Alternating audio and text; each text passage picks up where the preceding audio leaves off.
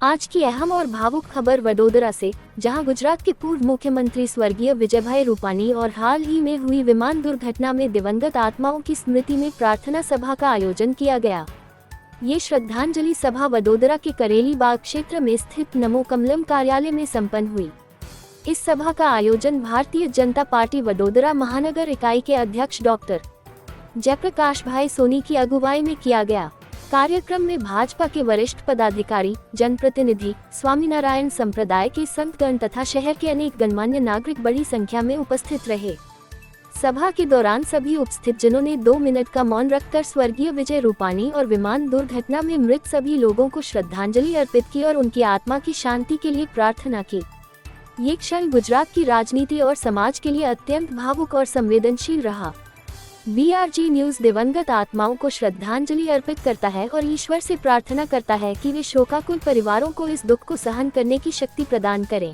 12 जून 2025 ના રોજ અમદાવાદમાં જે પ્લેન ક્રેશની દુઃખદ ઘટના બની, ખૂબ જ હૃદયદ્રાવક ઘટના હતી।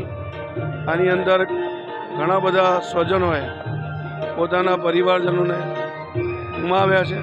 એનું ખૂબ જ મોટું દુઃખ સૌ ઉપર આવી પડ્યું છે। એ જ પ્રમાણે ભારતીય જનતા પાર્ટીના પણ એક મોભી આદરણીય એવા સ્વર્ગસ્થ વિજયભાઈને પણ અમે ગુમાવ્યા છે। એનું પણ દુઃખ ભારતીય જનતા પાર્ટીના કાર્યકર્તાઓને ખૂબ મોટું થયું છે નુકસાન અમને। આ જે ઘટના બની એ સૌને આત્માને શાંતિ મળે એ માટે એક પ્રાર્થના સભાનું આયોજન ભારતીય જનતા પાર્ટી વડોદરા મહાનગર દ્વારા કરવામાં આવ્યું છે। આના માધ્યમથી ભગવાનને અમે પ્રાર્થના કરીએ છીએ કે બધી દિવંગત આત્માઓને પ્રભુ શાંતિ આપે અને જે દુઃખ પરિવાર પર આવ્યું છે એને સહન કરવાની પ્રભુ શક્તિ આપે એવું પ્રભુ ચરણોમાં હું નમન કરું છું। આદરણીય પૂર્વ મુખ્યમંત્રી શ્રી વિજયભાઈ રૂપાણી એમની શ્રદ્ધાંજલિનો કાર્યક્રમ રાખવામાં આવ્યો છે।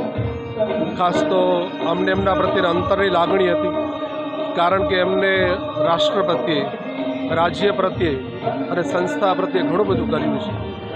મને યાદ છે કે જ્યારે અટલાદરા મંદિરની અંદર પૂજ્ય જ્ઞાનવત્સલ સ્વામી એમના ઇન્સ્પાયર્ડ પુસ્તકનું વિમોચન હતું, એ પ્રસંગે જ્યારે વિજયભાઈ રૂપાણીને આમંત્રણ આપ્યું તો પોતાના બધા કાર્યક્રમો ઠેલીને એ પ્રસંગને સાચવવા માટે અટલાદરા મંદિરે પધારેલા। હજી એ પ્રસંગ ભૂલાતો નથી। એવી અપાર લાગણી વિજયભાઈ રૂપાણીને સંસ્થા પ્રત્યે, મંદિર પ્રત્યે, સમગ્ર રાજ્ય પ્રત્યે એમને ઘણું બધું આ પ્રમાણે કાર્ય સુંદર કર્યું છે।